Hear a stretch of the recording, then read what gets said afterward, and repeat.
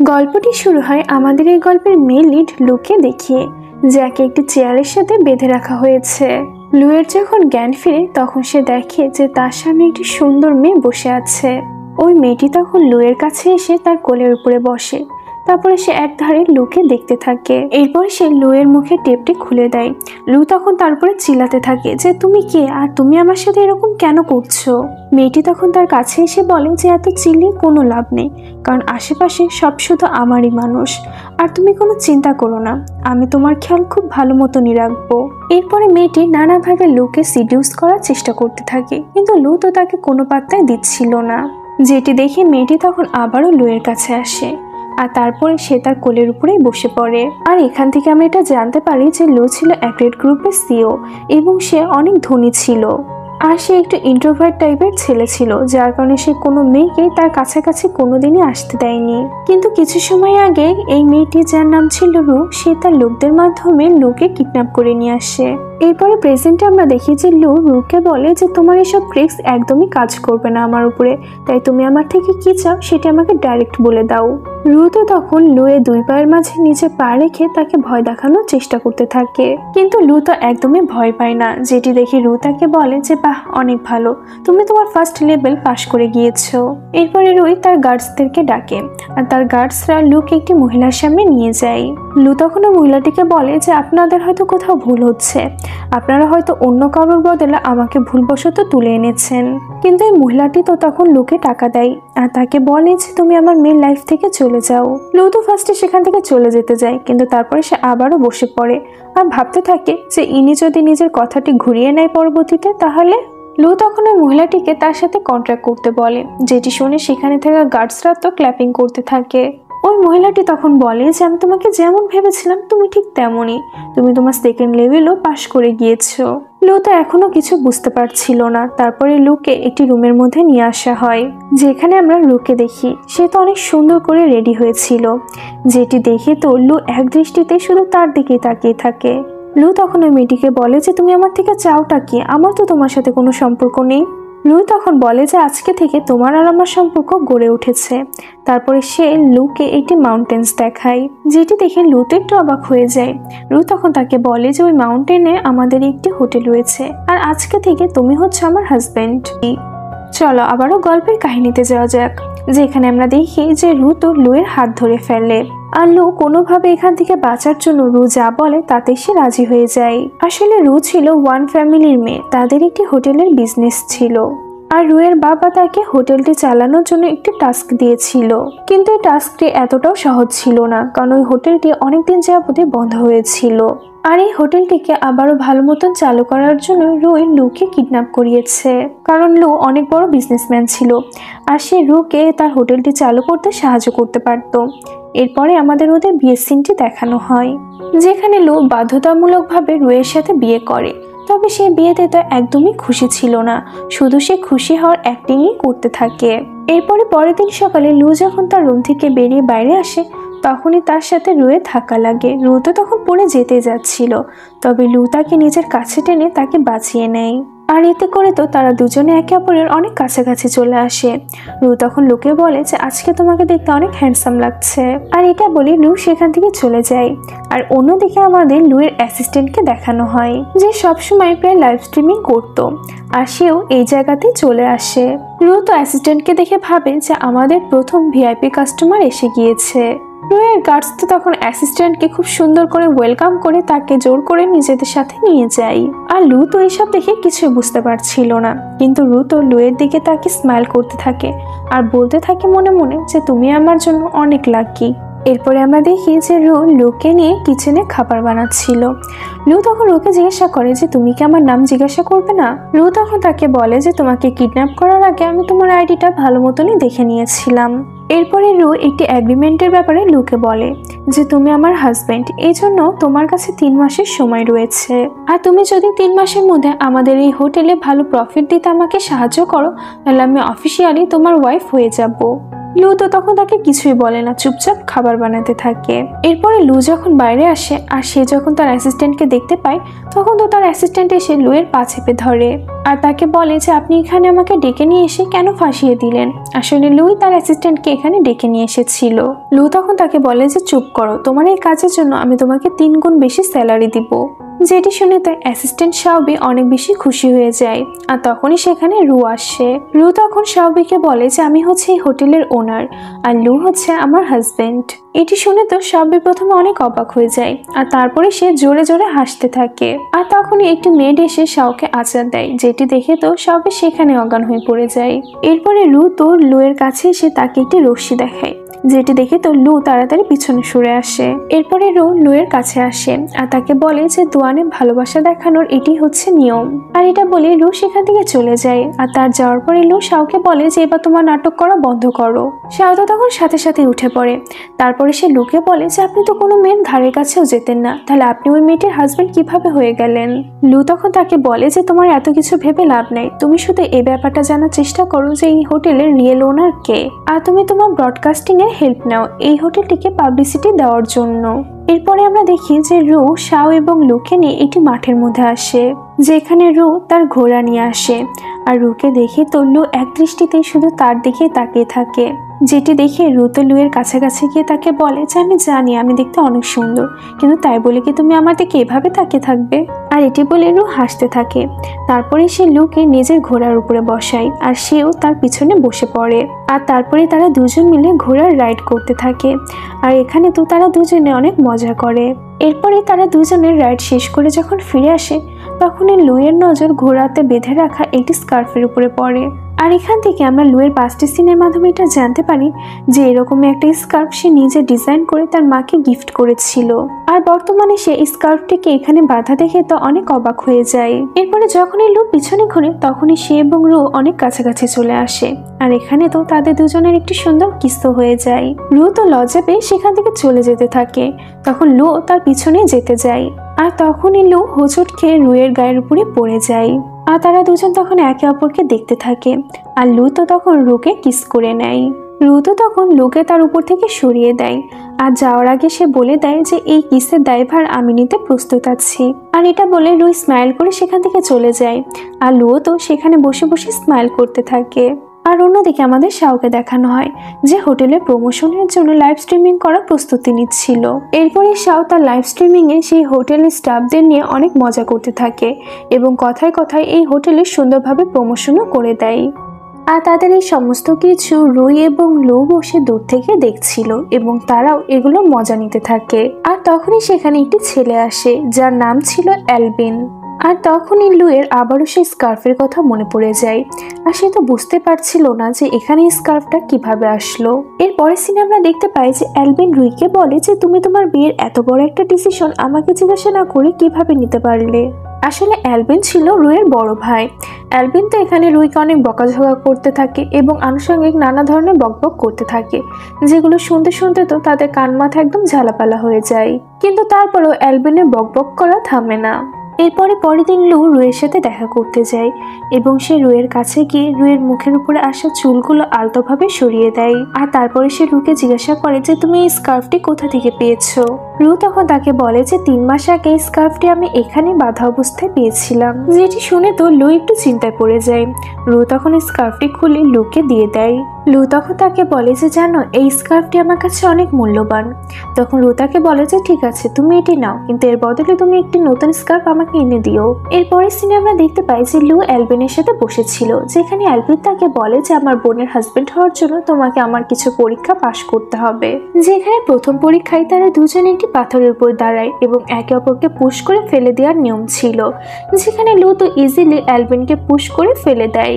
এরপরে দ্বিতীয় রাউন্ডেও তারা দুজন একসাথে বসে ড্রিঙ্ক করতে থাকে, যেখানে তো অ্যালবিন পুরো মাতাল হয়ে যায়। আসলে অ্যালবিন জানতো যে ওই স্কার্ফটি কোথা থেকে এসেছে, যার কারণে লু তার কথাগুলো মেনে চলছিল যাতে সেই স্কার্ফের ব্যাপারে অ্যালবিনের থেকে জানতে পারে। আর এরপরে আমাদের লুয়ের আঙ্কেলকে দেখানো হয়। তার একজন কর্মী এসে তাকে বলে যে আমরা শাওবিনের ব্রডকাস্টের মাধ্যমে লুয়ের খবর পেয়েছি আর লু বর্তমানে দোয়ানে আছে। তখন আঙ্কেল তাকে বলে যে ও কি ওখানে কোনো বিজনেসের কাজের জন্য গিয়েছে। অ্যাসিস্ট্যান্ট তখন তাকে বলে যে লু যেই হোটেলে আছে সেই হোটেলটি বন্ধ পড়েছিল অনেকদিন, আর আমার মনে হয় না ওই হোটেলটি চালু করা সম্ভব। আঙ্কেল তো তখন ওই কর্মীটার উপর রাগ দেখিয়ে বলতে থাকে যে তোমরা লুয়ে ঠিক মতন খেয়াল পর্যন্ত রাখতে পারো না, আসলে আঙ্কেল লুয়ের এত কেয়ার করছিল কারণ সে লুয়ের কোম্পানির চেয়ারম্যান হতে চায়। আর অন্যদিকে আমাদের লুকে দেখানো হয় যে কাল রাতে ড্রিঙ্কস করে তো ঘুমিয়ে পড়েছিল। সকালবেলায় যখন তার ঘুম ভাঙে তখন সে তার পাশে রুকে ঘুমিয়ে থাকতে দেখে, আর তারা দুজনে এখানে একে অপরকে দেখে তো চিৎকার দিয়ে ওঠে। লু তখন রুকে জিজ্ঞাসা করে যে তুমি এখানে কি করছো। রু বলে যে কালকে রাতে তোমার শরীরের অবস্থা অনেক খারাপ ছিল, যার কারণে আমি তোমাকে এখানে নিয়ে এসেছিলাম।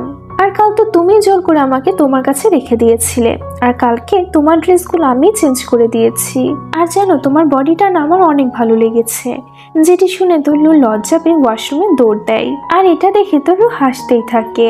এরপরে আমরা দেখতে পাই যে লু আবারও অ্যালবিনের সাথে বসেছিল। অ্যালবিন তখন তাকে বলে যে আমি তো যা ভেবেছিলাম তুমি তো তার থেকেও বেশি টাফ। লু তখন তাকে বলে যে তার মানে তো আমি জিতে গিয়েছি, এবার তুমি আমাকে সব সত্যটা বলো যেগুলো তুমি জানো। আর তখনই সেখানে রুও চলে আসে। অ্যালবিন তো রুকে নিজের কাছে বসিয়ে নেয়। তারপরে সে বলতে থাকে যে ওই স্কার্ফের ওনার একজন সুন্দরী মহিলা। আসলে 3 মাস আগে আমি একটা কাজ করছিলাম, আর তখনই আমি লম্বা চুলওয়ালা একটি মহিলাকে দেখতে পাই। রু তখন তাকে জিজ্ঞাসা করে যে তুমি কিভাবে বুঝলে যে ওইটি ইয়াং মেয়ে ছিল। অ্যালবিন তখন বলতে থাকে যে আসলে আমি ওনার ফেস তো দেখিনি, পিছন থেকে দেখেছি। তবে আমি যেটা বুঝলাম যে উনি অনেক স্লিম, আর তার চুলও অনেক বেশি বড়। তার মানে সে ইয়াংই হবে, তাই না? ওর কথা শুনে লুই বলতে থাকে যে আমার মাকেও পিছন থেকে দেখতে ইয়াং মেয়েদের মতনই মনে হয়। আর এটি শুনে তো ওরা দুজন অনেক অবাক হয়ে যায়। রুই তখন তাকে জিজ্ঞাসা করে যে তোমার মা কোথায়। লু তখন তাকে বলে যে এটি একটি লম্বা কাহিনী, পরে একদিন বলবো।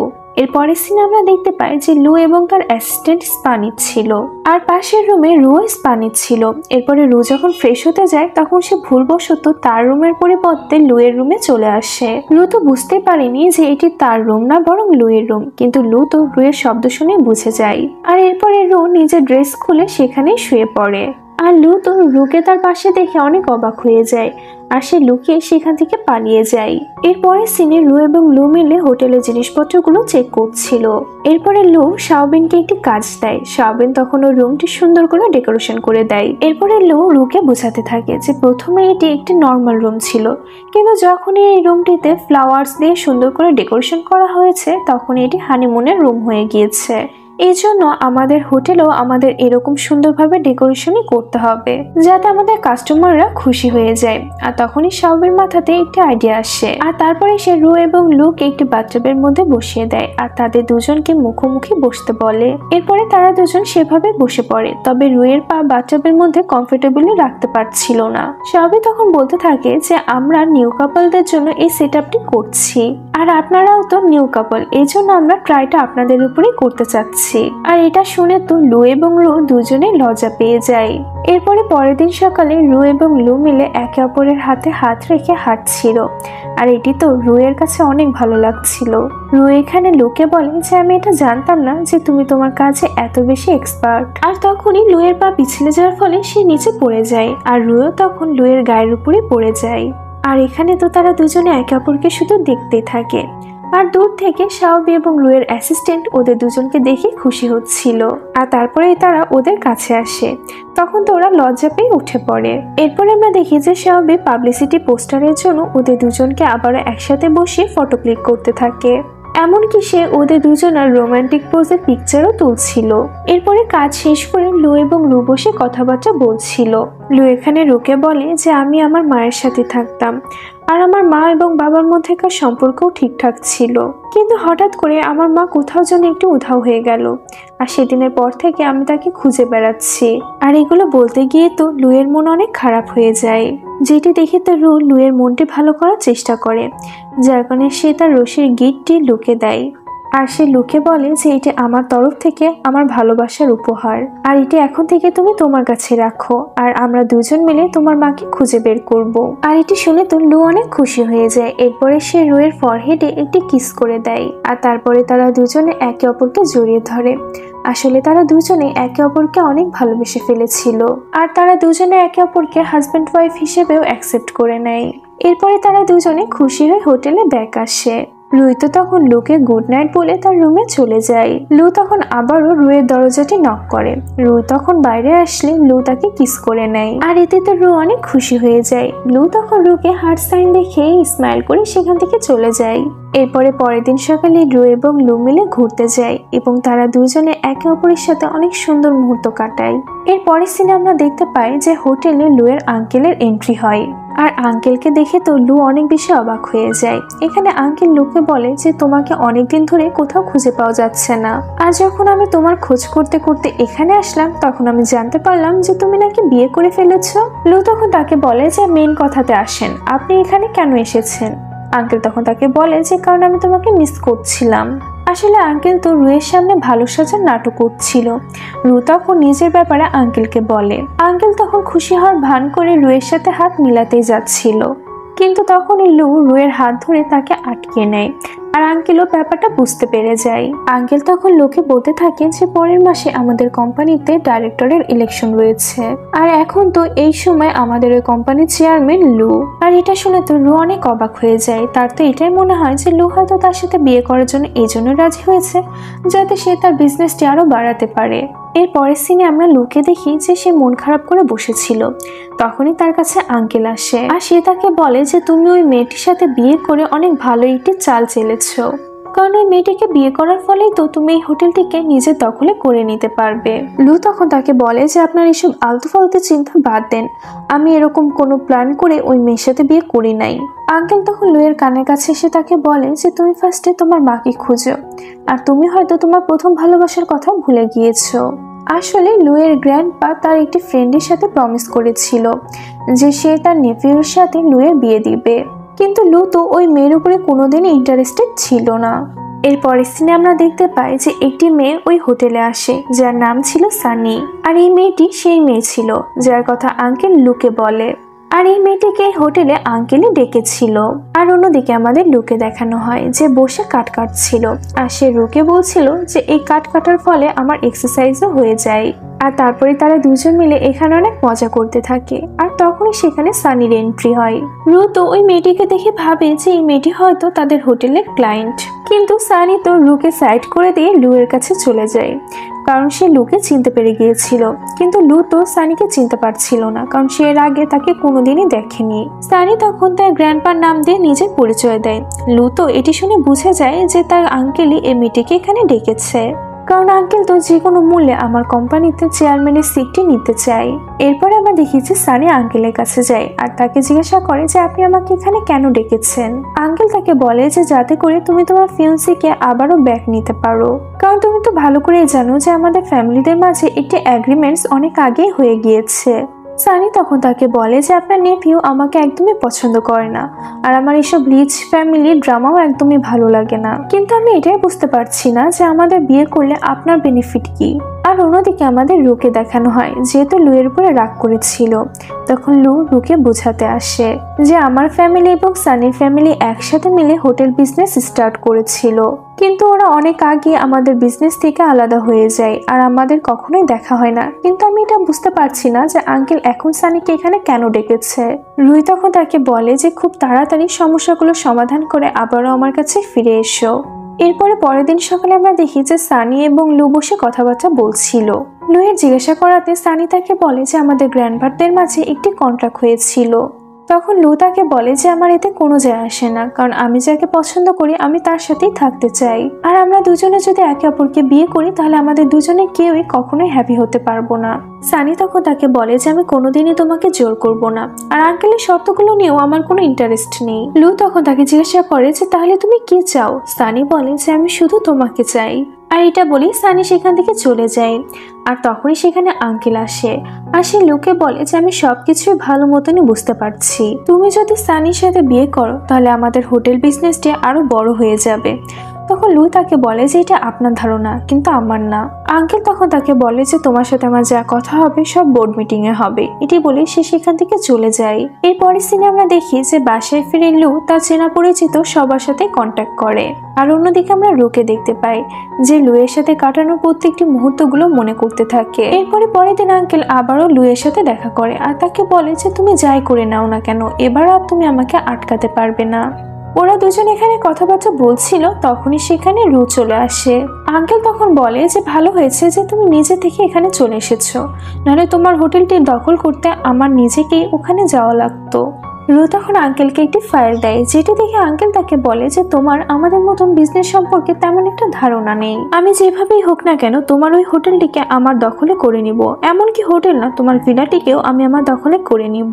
রু তখন তাকে বলে যে ফাইলের লাস্ট পেজটি একটু ভালো মতন পড়ে নিন। আঙ্কেল যখন লাস্ট পেজটি পড়ে তখন সে শকড হয়ে বলতে থাকে যে এসব কি, আমার এবং তোমার গ্রুপের প্রফিট শুধুমাত্র 1%। রু তখন বলে যে হ্যাঁ আমার ইচ্ছা, আমি আমার কোম্পানি থেকে কত % প্রফিট আপনাদের দিব সেটা নিয়ে তো কোনো ডিল হয়নি, তাই আমি শুধুমাত্র 1% প্রফিটে আপনাদেরকে দিয়েছি। আঙ্কেল তখন বলে যে এই ডিলের ট্রান্সফারটি কে করিয়েছে? তখন রু বলে যে এটি লু করিয়েছে, আর এখন আপনি এই 1% প্রফিট দিয়ে আমার হোটেলের কিছুই করতে পারবেন না, আর এই জন্য আপনি আমার হোটেল, আমার ভিলা এবং লুয়ের থেকে দূরে থাকেন। আর এটি বলে তারা দুজনে হাসতে হাসতে সেখান থেকে চলে যায়। আর এর পরের সিনে আমরা দেখি যে লু এবং সানি বসে একসাথে কথাবার্তা বলছিল।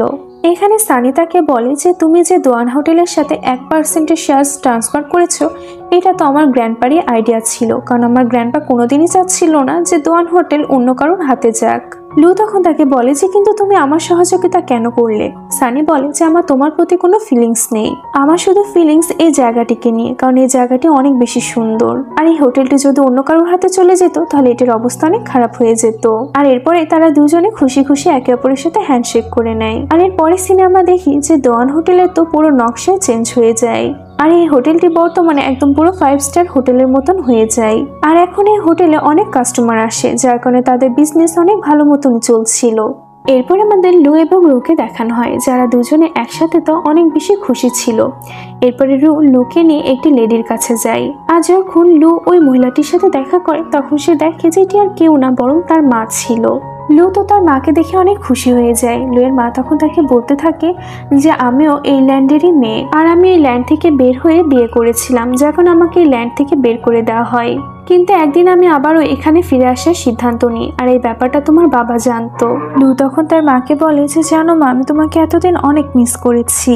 আর তারপরে তো তারা সবাই আবার এক হতে পেরে অনেক বেশি খুশি হয়ে যায়। আর এই হ্যাপি এন্ডিং এর সাথে আমাদের আজকের এই গল্পটি এখানেই শেষ হয়ে যায়।